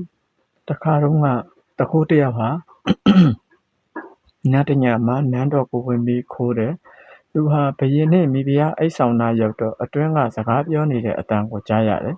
ဘုရင်နှင့်မိဖုရားဟာမိမိတို့မှာတားယောက်ျားနန်းလျာမရှိတဲ့အတွက်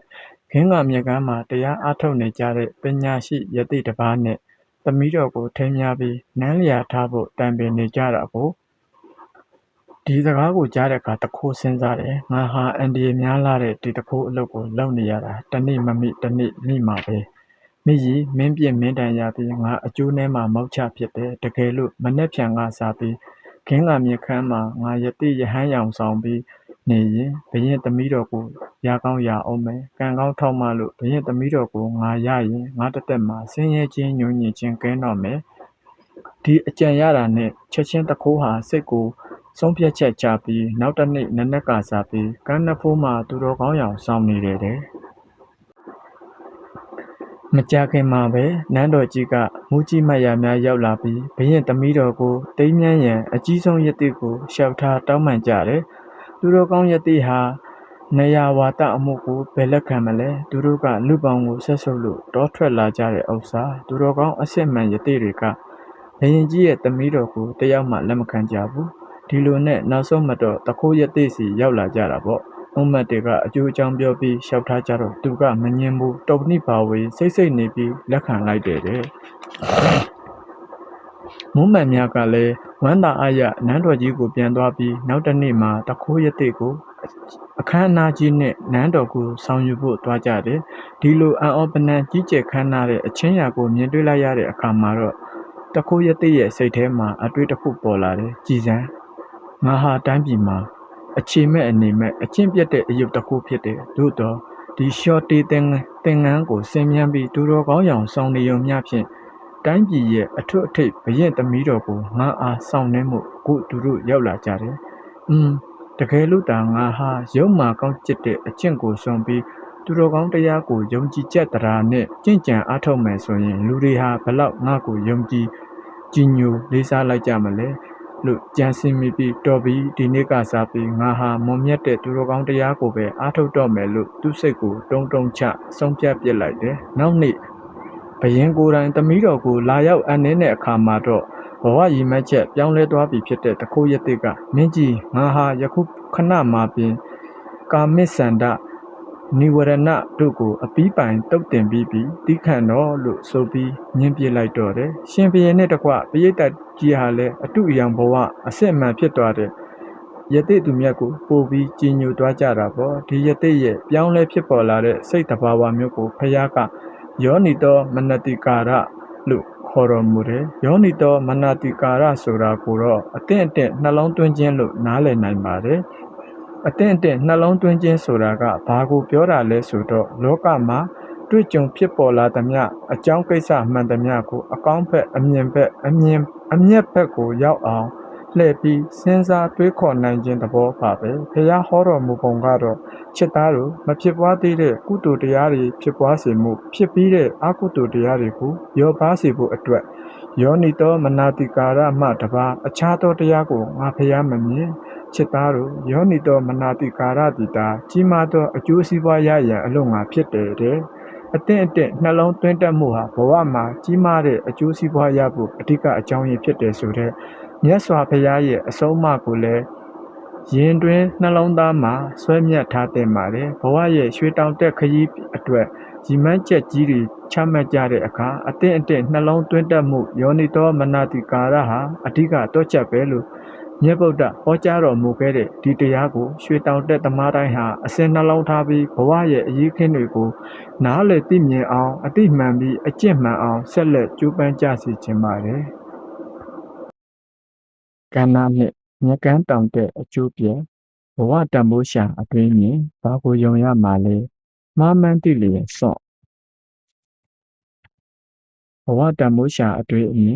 အမြင်ကင်းများသူကန်းများတို့သူ့ထက်ငါသာတောင်တက်ပါလေတစ်ခါတယောက်တလေရောက်ဖို့နေမတေယုံမြနေပါလာ၏ချက်ခဝိုင်းเสียတော့ရွှေတောင်တက်ဒသနဆိုတာအမြင့်ဆုံးဖြစ်တဲ့ဘဝရဲ့အထွတ်ထိပ်ကိုတက်လန်းလို့သူများအတွက်လမ်းပြတဲ့အတွင်းမြင်လို့ဆိုပါမယ်မျက်စိအမြင်မရှိတဲ့သူကန်းတွေအဖို့ဘုံကြီးလမ်းပြမဲ့သူတွဲခေါ်မဲ့သူလည်းမရှိဘဲနဲ့တောင်တက်ခကြီးကိုစံတဝါသွားရင်တစ်ခါတယောက်တလေမြပင်တောင်ထိပ်ကိုရောက်မှာမဟုတ်ပါဘူးအသက်မတည်ုံတည်ပြီးမကြုံရင်ပဲတော်လာပါပြီလို့ချက်ခဝိုင်းဆရာတော်ဘုရားဆက်ဆိုထားတဲ့အထက်ပါလင်္ကာကလေးဟာမှန်ကန်လာပါတယ်ထိုနည်းအတူပဲဘဝရဲ့အမြင့်စကန်းကိုတက်လန်းကြဖို့အတွက်လမ်းပြရမှာလမ်းညွန်သဘောတရားကမှားရွေးနေပြန်ရင်လည်းလမ်းလွဲလမ်းမအယူမှားကိုပြရကြတဲ့အတွက်ပို့ပြီးတော့အန္တရာယ်များနိုင်ပါတယ်တွေးမြင်မှန်မှလုံနည်းလုံဟန်မှန်တယ်လို့ဆိုတဲ့စကားလေးရှိပါတယ်ရှင်မဟာရထတာရဇေယျတော်ရဲ့ဆုံးမစာမှာလည်းသတိပေးထားတဲ့မှတ်သားပွဲစကားတစ်ခုရှိပါတယ်ဆရာတော်ဆုံးမထားတာကတော့ဟုတ်သောအကျင့်မှန်သောအကျင့်တင်သောအယူဖြူသောနှလုံးတူတော်ထုံးကိုဆွဲသုံးတော်ထွေမှန်လာစီလို့ဆိုပါတယ်လောကအကျိုးစီးပွားကိုလိုလားတဲ့သူတော်ကောင်းတရားနှလုံးထားသူတိုင်းဟာရှင်မဟာရတ္တတာရဆရာတော်ရဲ့ဩဝါဒကိုဥထိပ်ပန်းစင်ထားတဲ့နယ်လို့ထင်ပါတယ်ဒီနေရာမှာနောက်တိုင်းကဒသနပညာရှင်တို့ဖြစ်တဲ့ပါမောက္ခနောတရရဲ့စကားတစ်ခုကိုတတိယပါတယ်ပါမောက္ခနောတရပြောတာကဒီလိုပါကျွတ်တို့ဟာလူတန်မိုးဆိုတဲ့စကားကိုပြောဆိုနေကြရမှာဒီစကားတစ်လုံးရဲ့အဓိပ္ပာယ်ကိုနားလည်တယ်လို့ထင်ပြီးပြောဆိုနေကြတာဟာပထမမှားယွင်းမှုပါပဲတဲ့အဲ့ဒီမှာကြောင့်လူလောကမှာအယူဝါဒပရိပက္ခတွေဖြစ်ပေါ်လာရတဲ့ဒီအတွေးမြင်အယူဝါဒချင်းပရိပက္ခဟာအနုမြင်ဘုံထက်တောင်လူလောကအတွက်အန္တရာယ်ကြီးမားပါသေးတယ်နောက်ဆုံးအနုမြင်ဘုံတွေကိုအသုံးပြုပြီးလူယဉ်ကျေးမှုတစ်ခုလုံးကိုပြပြအောင်လုပ်ကြပြီဆိုပါစို့အဲ့ဒီလိုလုပ်တာဟာလည်းအခြားကြောင့်မဟုတ်ဘူးဝါဒသဘောထားချင်းညီညွတ်အောင်မလုပ်နိုင်ကြတဲ့အတွက်သာဖြစ်ပါတယ်တဲ့မျက်မှောက်ကဘာကြီးရင်ဆိုင်နေရတဲ့အခြေခံပြဿနာဟာလည်းအယူဝါဒချင်းပဋိပက္ခဖြစ်နေတဲ့ပြဿနာပါပဲလို့သူကသုံးသပ်ပြပါတယ်ဒါကိုကြည့်ရင်အတွင်းမြင်တဒနာတရားဟာလူလောကကိုဘလောက်ကောင်းကျိုးဆိုးကျိုးပြုနိုင်နေဆိုတာသတိထားမိကြမှာပါအမြင့်ဆုံးဘဝကိုရည်မှန်းထားတဲ့ရွှေတောင်တဲ့တဒနာဟာအမှန်အားဖြင့်လူဘဝရဲ့တန်မိုးကိုရှာဖွေစူးစမ်းတဲ့အတွေးအမြင်တရားပဲဖြစ်ပါတယ်လူဘဝခရီးကိုရှောက်လန်းကြရမှာတချို့သောလူတွေဟာအထူးသဖြင့်ဖွံ့ဖြိုးဆဲလူမျိုးတွေဟာဘဝအတွက်တိကျတဲ့အတွင်းမြင်မရှိဘဲစံတဝါရှောက်တတ်ကြပါတယ်တိုးတက်ကြီးပွားနေကြတဲ့လူမျိုးတွေမှာတော့မှန်တာမှားတာအပါထားလောကီဘဝအတွက်လမ်းညွန်သဘောတရားတွေသူတို့မှာရှိကြပါတယ်လောကီလမ်းညွန်သဘောတရားတဒနာဆိုရမှာဒီတစ်မျိုးလုံးတစ်နိုင်ငံလုံးဆိုင်တဲ့သဘောတရားတွေရှိပါတယ်လူတဦးချင်းရဲ့ဘဝလမ်းညွန်သဘောတရားဆိုတာလည်းရှိပါတယ်လူမှာမိမိဘဝအတွက်တိကျခိုင်မာတဲ့လမ်းညွန်သဘောတရားမရှိခဲ့ရင်ဖြစ်တတ်ပုံကိုချက်ခဝိုင်းဆရာတော်ရေးသားထားတဲ့အောက်ပါအလင်္ကာလေးဟာလည်းမှတ်သားထားဖို့ကောင်းလာပါတယ်ကြပြားလေးကတော့တိုက်စာမပါတိုက်တူးလာသူချိန်သာကုန်ခန်းလူလဲပန်းရဲ့ညှိုးနှွမ်းမျက်နာမသက်တာပဲဥစ္စာရာကြီးတူးရင်ဝေးဤလို့ဆိုပါတယ်ဒါဟာလူဘဝမှာဖြစ်တတ်တဲ့သဘောပါပဲဘဝခရီးမှလည်းအညွန့်သဘောဆိုတာလူအပ်ပါတယ်ရွှေတောင်တဲ့တဒနာဟာလူတဦးချင်းအတွက်ဘဝတိုးတက်ရေးအတွေးမြင်များတာဖြစ်ပါတယ်တတိုင်းတပြည်တနိုင်ငံလုံးနဲ့ဆိုင်တဲ့ကျေဝန်းတဲ့အတွေးမြင်တော့မဟုတ်ပါဘူးတဦးတယောက်စီနဲ့သက်ဆိုင်တဲ့အတွေးမြင်ပဲဖြစ်ပါတယ်ဒီအတွေးအမြင်ဟာလူတဦးရဲ့ဘဝကိုလမ်းညွှန်ပြတဲ့အခါလမ်းမကိုချွတ်ချော်တိမ်ပသွားအောင်ညွှန်ပြတဲ့တိုက်စာအမှားချင်းမဖြစ်ဖို့ဟာပိုပြီးအရေးကြီးတယ်ထင်ပါတယ်အယူဆမှန်ကန်လို့ရှိရင်ဝိဝါဒကွဲเสียအကြောင်းရှိမယ်လို့မထင်ပါဘာဖြစ်လို့လဲဆိုတော့မြေဗုဒ္ဓဟောကြားတဲ့တရားတွေကိုဖတ်ရသူလေ့လာရသူအပေါင်းမှာဒိဋ္ဌိနဲ့ဝိသိကိစ္စကင်းကြရပါမယ်။ယုံမှားပြောက်ကင်းသွားတဲ့အတွက်နောက်ထပ်ဘာမှဝိဝါဒအကျွင်းမကြံနိုင်တော့ပါဘူး။ဒါကြောင့်ဒီနေရာမှာလည်းမြတ်ဗုဒ္ဓရဲ့ဒေသနာကိုပဲအားထားပြီးဆိုချင်ပါတယ်။ဘာကိုယုံရမှာလဲ။အခါတစ်ပါးမှာမြတ်စွာဘုရားဟာဝိသလိပြည်မဟာဝန္တောကပြတ်သက်ကျောင်းမှာတရင်သုံးတော်ခိုင်မှာဗတ္တိယအမည်ရှိတဲ့ နိစ္စဝီမင်းဟာမြတ်စွာဘုရားတန်ချက်ကပ်လာပြီးလျှောက်ထားမင်းမြန်းပါတယ်အရှင်မြတ်ဘုရားယဟန်ကောရမဟာသူတစ်ပါးကိုလက်ပတ်တတ်တယ်မိမိဘက်ကိုပါအောင်ဆွဲဆောင်စည်းရုံးတတ်တဲ့အာဝနာနိမာယာကိုတတ်သိတဲ့အယူတစ်ပါးရှိတဲ့ဒိဋ္ဌိတွေရဲ့တပည့်တွေကိုအဲ့ဒီမာယာနဲ့လက်ပတ်ဆွဲယူတယ်လို့တပည့်တို့ကြားသိရပါတယ်ဒီစကားဟာမြတ်စွာဘုရားကိုဆွဆွဲရမကြဘူးလားဘုရားသူတို့ပြောဆိုဆွဆွဲနေတာဟာမြတ်စွာဘုရားဟောတဲ့တရားအတိုင်းတဆင့်ဟောကြားကြတာပဲဟုတ်ပါရဲ့လာ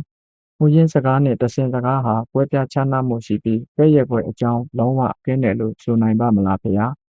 းတပည့်တော်ကတော့မြတ်စွာဘုရားကိုဆွဆွဲတာကိုမခံနိုင်ဘူးဘုရားလို့လျှောက်ထားပါတယ်။ပါဠိတော်မှာဗတ္တိယလျှောက်ထားတဲ့စကားကိုခေတ်လူငယ်များနားလည်လွယ်အောင်ခေတ်တုံးစကားနဲ့ပြန်ရေးလိုက်တာပါ။ဒီအခါမြတ်စွာဘုရားကဘယ်လိုမိန့်ကြားသလဲဆိုတော့ဗတ္တိယလာပါသူတစ်ပါးပြောတိုင်ကြားစကားကိုဟုတ်တယ်မှန်တယ်လို့မယူပါနဲ့ပြီးတော့အစဉ်အဆက်ပြောယူပြောဆင်ရှိကြတဲ့စကားတွေကိုလည်းအဟုတ်အမှန်ကြီးလို့လည်းမယူပါနဲ့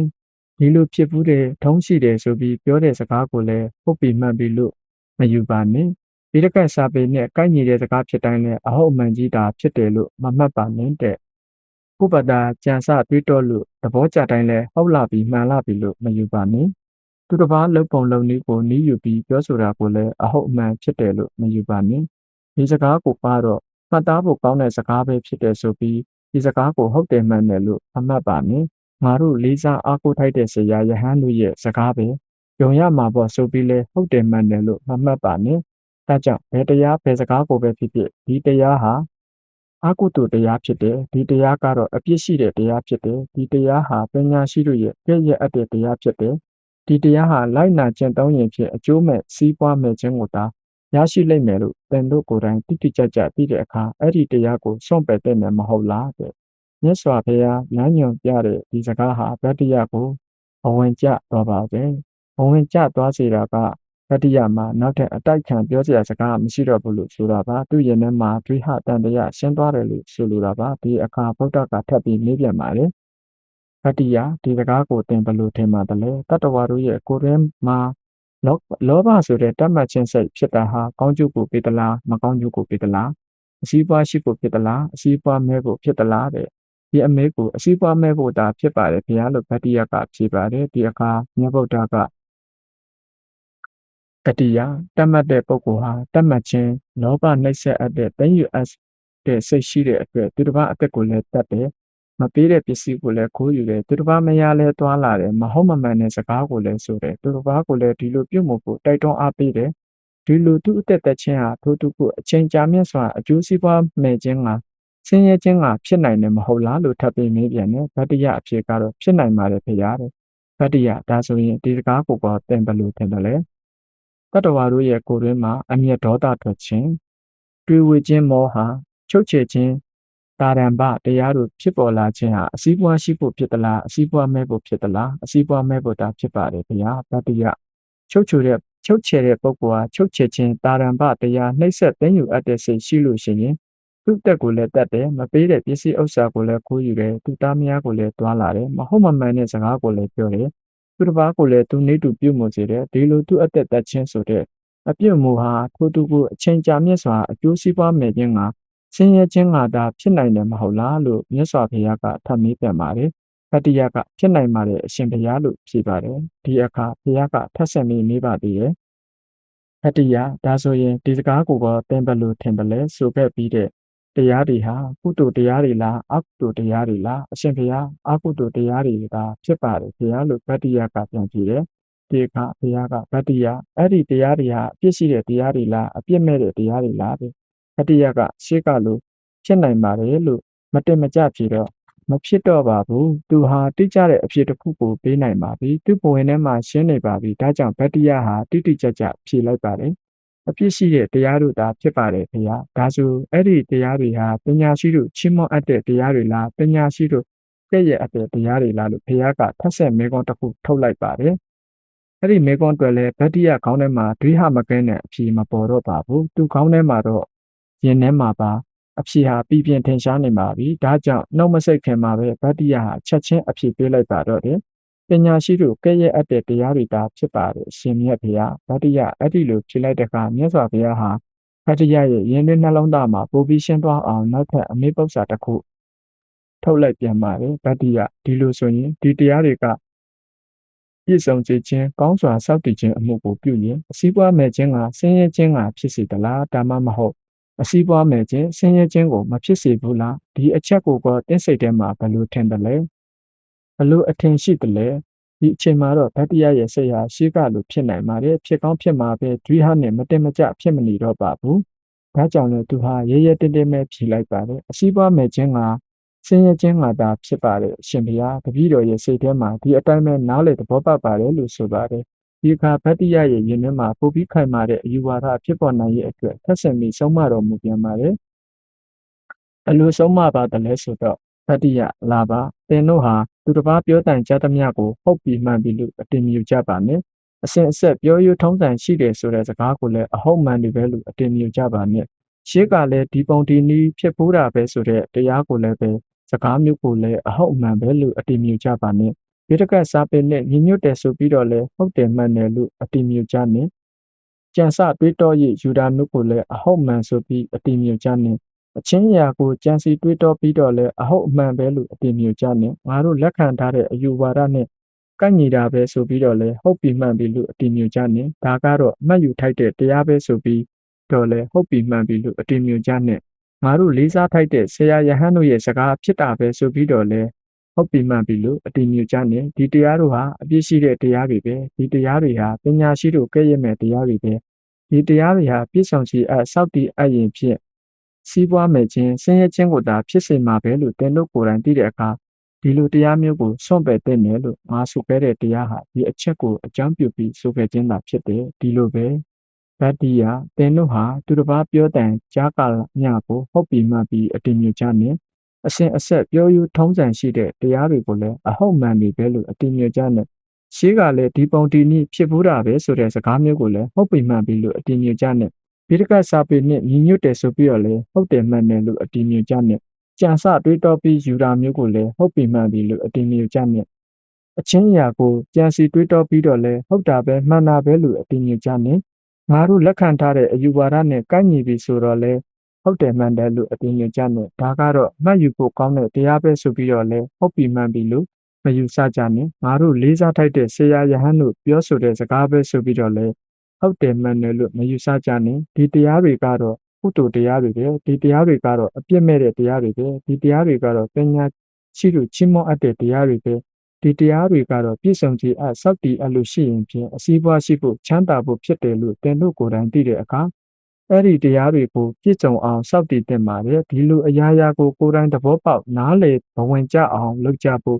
့ပြောဆိုဆုံးမပြီးတဲ့နောက်မြတ်စွာဘုရားဟာဗတ္တိယဒီလိုမိပြန်ပါတယ်ဗတ္တိယခုပြောမဲ့စကားကိုတက်စိတ်ထဲမှာဘယ်လိုထင်တယ်လဲတတ္တဝါတို့ရဲ့အတွင်းစိတ်တဏ္ဍာမှာမတတ်မှတ်တဲ့အာလောဘသဘောဖြစ်ပေါ်လာလို့ရှိရင်အစည်းအဝေးရှိခြင်းကဖြစ်သလားအစည်းအဝေးမဲ့ခြင်းကဖြစ်သလားလို့ဘုရားကမေးတဲ့အခါအစည်းအဝေးရှိခြင်းကဖြစ်ပါတယ်ဘုရားလို့ဗတ္တိယဟာလင်းလင်းမြန်းမြန်းနဲ့အဖြေပေးလိုက်ပါတော့တယ်ဒီအခါဘုရားကဗတ္တိယဒီလိုဆိုရင်မတတ်မှတ်တဲ့ပုဂ္ဂိုလ်ဟာတတ်မှတ်ခြင်းလောဘရဲ့နှိမ့်ဆက်ခြင်းတည်ယူခြင်းမရှိအပ်တဲ့စိတ်ရှိတဲ့အတွက်သူ့အတက်ကိုလည်းမတတ်ဘူးသူ့ဥစ္စာကိုလည်းမပေးဘဲမယူဘူးသူ့သားမယားကိုလည်းမသွားမလားမဟုတ်မမှန်တဲ့စကားကိုလည်းမဆိုသူတစ်ပါးကိုလည်းပဲဒီလိုပြုမှုအောင်မတိုက်တွန်းဘူးဆိုရင်အဲ့ဒီလိုသူ့အတက်ကိုမတတ်တဲ့လူဟာကြာမြင့်စွာသောကာလပတ်လုံးအစည်းအဝေးရှိခြင်းချမ်းသာခြင်းကဖြစ်နိုင်တယ်မဟုတ်လားဘုရားရှင်ရဲ့မိဂုံအဆုံးမှာချက်ချင်းတွေ့ဝေခြင်းမရှိဘဲဗတ္တိယကဖြစ်နိုင်ပါတယ်အရှင်ဘုရားလို့ဖြေလိုက်ပါတယ်ဒီအခါဗတ္တိယဖြေတဲ့ဖြစ်နိုင်ဆိုတဲ့စကားဟာတရားစကားမဟုတ်တော့ပါဘူးအမှန်ပင်ဖြစ်ပါတယ်လို့ဝန်ခံတဲ့စကားသာဖြစ်ပါတော့တယ်ဗတ္တိယဝန်ခံတဲ့အခါဗုဒ္ဓမြတ်စွာကထပ်ဆင့်ပြီးမြင်မြန်ပါသေးတယ်ဗတ္တိယဒီစကားကိုတင်ဘယ်လိုထင်တယ်လဲအမျက်မထွက်ခြင်းမတွေးဝေခြင်းမချုပ်ချယ်ခြင်းရဲ့တတ္တဝါရဲ့အစ္ဆဒစိတ်တဏ္ဍာမှာဖြစ်ပေါ်လာရင်အစည်းအဝေးဖြစ်ခြင်းကဖြစ်သလားအစည်းအဝေးမဲ့ခြင်းကဖြစ်သလားအစည်းအဝေးဖြစ်ခြင်းကရှိခြင်းကဖြစ်ပါတယ်အရှင်ဘုရားဗတ္တိယမချုပ်ချယ်တဲ့ပုဂ္ဂိုလ်ဟာချုပ်ချယ်ခြင်းတာရံပတရားမနှိမ့်ဆက်အပ်မသိမ့်ယူအပ်တဲ့အတွက်သူ့အသက်ကိုလည်းမတတ်ဘူးမပေးတဲ့ပစ္စည်းကိုလည်းမယူဘူးသူသားမယားကိုလည်းမတွားလာဘူးသူတစ်ပါးကိုလည်းသူ့အတိုင်းပြုဖို့အတွက်မတိုက်တွန်းဘူးဒီလိုအသက်မတတ်ခြင်းစတဲ့အမှုဟာထိုသူကိုကြာမြင့်စွာသောကာလပတ်လုံးအစည်းအဝေးရှိခြင်းကဖြစ်နိုင်ပြီမဟုတ်လားအစည်းအဝေးဖြစ်ခြင်းကချမ်းသာခြင်းကဖြစ်နိုင်ပါတယ်အရှင်ဘုရားဗတ္တိယဒါဆိုရင် ဒါကိုရောတင်ဘယ်လိုထင်တယ်လဲဒီတရားတွေဟာကုသိုလ်တရားတွေလားအကုသိုလ်တရားတွေလားကုသိုလ်တရားတွေသာဖြစ်ပါလေဗျာဒါဆိုအပြစ်ရှိတဲ့တရားတွေလားအပြစ်မဲ့တဲ့တရားတွေလားအပြစ်မဲ့တဲ့တရားတွေသာဖြစ်ပါလေဗျာဒါတွေဟာပညာရှိတို့ကဲ့ရဲ့တဲ့တရားတွေလားပညာရှိတို့ချီးမွမ်းအပ်တဲ့တရားတွေလားပညာရှိတို့ချီးမွမ်းအပ်တဲ့တရားတွေဖြစ်ပါလေဗျာဒီတရားတွေပြည့်စုံစေရင်ကောင်းစွာစောင့်တည်ရင်စီးပွားဖြစ်ဖို့ချမ်းသာဖို့ဖြစ်သလားဒါမှမဟုတ်မဖြစ်ဘူးလားအရှင်ဘုရားဒီတရားတွေကိုပြည့်စုံစေရင်ကောင်းစွာစောင့်တည်ရင်စီးပွားဖြစ်ဖို့ချမ်းသာစေဖို့သာဖြစ်ပါတယ်တပည့်တော်စိတ်ထဲမှာတော့ဒီအတိုင်းသာနားလေသဘောကျပါလေဘုရားတဲ့ဒီလိုဗတ္တိယဟာအလွန်တရာမှန်ကန်လာတဲ့ဗုဒ္ဓရဲ့အတွေးမြင်သဘောတရားတွေကိုကိုယ်တိုင်နားလေသဘောပေါက်ပြီးအဝင်ကျသွားတဲ့အခါမှာတော့မြတ်စွာဘုရားကဗတ္တိယသင်တို့ကိုယ်တိုင်သိတဲ့အခါအစည်းပွားရှိတဲ့ချမ်းသာကြောင်းဖြစ်တဲ့ဒီတရားတွေကိုကျင့်ကြံစောင့်တည်ပြီးနေတည်တယ်လို့ငါဆိုတဲ့စကားဟာဒီလိုအကြောင်းတွေကြောင့်ဆိုခြင်းပဲဖြစ်တယ်ဆိုတာညွှန်ပြတော်မူပါတယ်။တရားစကားအဆုံးမှာတော့ဗတ္တိယလိဆဝေမင်းသားဟာအလွန်တရာပီတိတွေဖြစ်ပြီးမြတ်စွာဘုရားတန်လျှောက်ထားပါတော့တယ်။အရှင်မြတ်ဘုရားတရားတော်ဟာအလွန်နှစ်သက်ဖွယ်ကောင်းလာပါတယ်ဘုရား။အရှင်ဘုရားဟာတပည့်တော်ကိုဒီနေ့ကစပြီးတော့အသက်ထဆုံးယရဏသုံးပါးကိုကိုယ်ွယ်စိတ်ကပ်သူဥပဒကအဖြစ်မှတ်ယူတော်မူပါအရှင်မြတ်ဘုရားဒီလိုဘဝင်ကြပြီးယတိပြတ်ဆုံးပြတ်ချက်မှန်တဲ့အယူမှန်တဲ့ဘဝအမြင်ကိုရှုမြင်နားလည်တာနဲ့တပြိုင်နက်ရှေးကမှားရွက်တဲ့အယူကိုချက်ချင်းဆောင်ပြီးဗုဒ္ဓထံမှာဗတ္တိယကဥပဒကအဖြစ်ခံယူတဲ့အခါမှာတော့မြတ်စွာဘုရားကတရားအစမှဗတ္တိယစုံစမ်းတဲ့ပြဿနာကိုပြန်ဖော်ပြီးမေးပြန်ပါတယ်ဗတ္တိယယခုတင့်ကိုငါကလာဗတ္တိယသင်ဟာငါတပည့်ဖြစ်လက်ငါဟာတင့်เสียဖြစ်အံ့လို့ဒီလိုငါဆိုသလားအရှင်ဘုရားဒီလိုမဆိုလိုပါဗတ္တိယဒီလိုအယူမျိုးရှိတဲ့ငါကိုယဟန်ကောရမဟာသူတစ်ပါးကိုလှည့်ပတ်တတ်တယ်တပါးသောအယူရှိကြတဲ့ဒိဋ္ဌိတို့ရဲ့တပည့်တို့ကိုအာဝဏနိမာယာနဲ့မိမိဘက်သို့ပါအောင်လှည့်ပတ်စီယုံတတ်တယ်လို့အချင်းဤသောမထင်ရှားသောချွတ်ယွင်းသောမဟုတ်မမှန်သောစကားမျိုးနှင့်တချို့သောတာမဏဗြဟ္မဏတို့ကဆွဆွဲကြတာပါလို့ဗတ္တိယသဘောပေါက်အောင်ရှင်းပြတော်မူတယ်မြတ်စွာဘုရားရဲ့ဟုတ်သောအကျင့်မှန်သောအကျင့်တင်သောအယူဖြူသောနှလုံးတော်ကိုအရိယာလမ်းစဉ်တော်ကိုကြားသိလိုက်ရတဲ့အခါမှာတော့ဗတ္တိယရေထဲမှာရှံဝေတဲ့ပီတိဟာအတော်မတက်ဖြစ်ပေါ်လို့လာပါတယ်အကျဉ်းချင်းအထက်ထက်ကျသွားတဲ့ဘဝံရဲ့နောက်ဆက်တွဲအဖြစ်ကြီးညိုခြင်းတရားဟာလည်းဗတ္တိယရေထဲမှာကဲမောက်ပြည့်ရှံသွားပါတော့တယ်ဒီအခါဗတ္တိယဘာပြောတယ်လဲဆိုတော့အရှင်ဘုရားအာဝဏနိမာယာလို့ပဲဆွဆွဲအဲ့ဒီမာယာဒီပင်တင့်မြတ်လာပါတယ်ဘုရားကောင်းမွန်လာပါတယ်ဘုရားတပည့်တော်ကိုတာမကတပည့်တော်တို့ရဲ့ဆွေမျိုးသားချင်းတို့ကိုပါဒီအာဝဏနိမာယာနဲ့လက်ပတ်ခံရတယ်ဆိုရင်တော့အဲ့ဒီဆွေမျိုးသားချင်းတွေအတွက်ရှင်မြင့်စွာသောကာလပတ်လုံးစီးပွားဖြစ်လို့မဆုံးချမ်းသာဖြစ်လို့မဆုံးရှိအောင်ပါပဲဘုရားအလုံးစုံသောမင်းမျိုးအစိုးရမျိုးတို့ဟာလည်းဒီအာဝဏနိမာယာနဲ့လက်ပတ်ခံရလေရင်ထိုအစိုးရမင်းတို့မှာပါရှေမြင့်စွာသောကာလပတ်လုံးအစည်းပွားဖြစ်လို့မဆုံးချမ်းသာဖြစ်လို့မဆုံးရှိပေအောင်တော့မှာပါအရှင်မြတ်ဘုရားအလုံးစုံသောပုံနာမျိုးကုံတယ်မျိုးသူစင်းရဲမျိုးတို့ဟာဒီအာဝဏနိမာယာနှင့်လက်ပတ်ခံရတယ်ဆိုရင်လေထိုမုံနာမျိုးကုံတယ်မျိုးသူစင်းရဲမျိုးများအားလုံးအတွက်ရှေမြင့်စွာသောကာလပတ်လုံးစီးပွားဖြစ်လို့မဆုံးချမ်းသာဖြစ်လို့မဆုံးရှိကြတော့မှာပါပဲလို့လျှောက်ထားပါတယ်တတိယဟာအကျိုးစီးပွားနဲ့ရှင်တဲ့ချမ်းသာရာချမ်းသာကြောင်းဖြစ်တဲ့အပြစ်လက်ကင်းတဲ့ပညာရှိသူတော်ကောင်းတို့ချီးမွမ်းခြင်းငါဖြစ်တဲ့မြတ်စွာဘုရားရဲ့တရားစကားကိုကောင်းစွာလွန်စွာသက်ဝေယုံကြည်သွားပါပြီဒီယုံကြည်ချက်တရားဟာဗတ္တိယကိုတစုံတစ်ခုသောချွတ်ယွင်းသောအတွေ့အမြင်အယူဝါဒမှလုတ်ကင်းစေခဲ့ပါပြီချမ်းသာမဲ့စီးပွားမဲ့အပြစ်ဒုစရိုက်လည်းမကင်းတဲ့ပညာရှိသူတော်ကောင်းတို့ကဲ့ရဲ့အပ်တဲ့ချွတ်ယွင်းတဲ့အယူမဟုတ်မမှန်လောက်ကျန်ပြောဆိုမှုတွေကိုဗတ္တိယရင်တွင်ကရှင်းထုတ်ပြစ်လိုက်နိုင်ပါပြီအမှားကိုမြင်တာနဲ့အမှန်ကိုသိတာနဲ့အမှားကိုချက်ချင်းစွန့်ပစ်တတ်ပြီးအမှန်ကိုကောင်းစွာစောင့်တည်အပ်တဲ့မြတ်တဲ့အကျင့်ဟာလည်းရွှေတောင်သက်သမားတို့ရဲ့အကျင့်ပဲဖြစ်ပါတယ်အစကကန်းနေတဲ့မျက်စိနှစ်ကွင်းအလင်းရွသွားတယ်လို့ဗတ္တိယမှာအမြင်ထင်လင်းစွာဖြစ်ပေါ်သွားတဲ့အခါမှာတော့မြတ်စွာဘုရားကဒီလိုတရားအဆုံးနေကုန်းစကားကိုမိန့်ကြားတော်မူပြန်ပါတယ်ဟုတ်တယ်ဗတ္တိယသင်ဆိုတဲ့စကားအတိုင်းမှန်တယ်အုပ်ဆိုးသူမင်းတို့ဟာလည်းအကုသိုလ်တရားတွေကိုပယ်ပြီးကုသိုလ်တရားတွေနဲ့ပြည့်စုံစွာစောင့်တည်ခြင်းကဒီအာဝဏနိမာယာနဲ့လက်ပတ်မိတယ်ဆိုပါစို့ဒီလိုလက်ပတ်မိသည့်တိုင်အောင်ထိုအုပ်ဆိုးသူမင်းတို့အဖို့ ရှင်မြင့်စွာသောကာလပတ်လုံးအကျိုးစီးပွားရှိဖို့ချမ်းသာဖို့သာဖြစ်ပါလိမ့်မယ်ဒီအတိုင်းပဲပုံနာမျိုးကုန်တယ်မျိုးသူဆင်းရဲမျိုးတို့အဖို့မှလည်းအကုသိုလ်ကိုပယ်ပြီး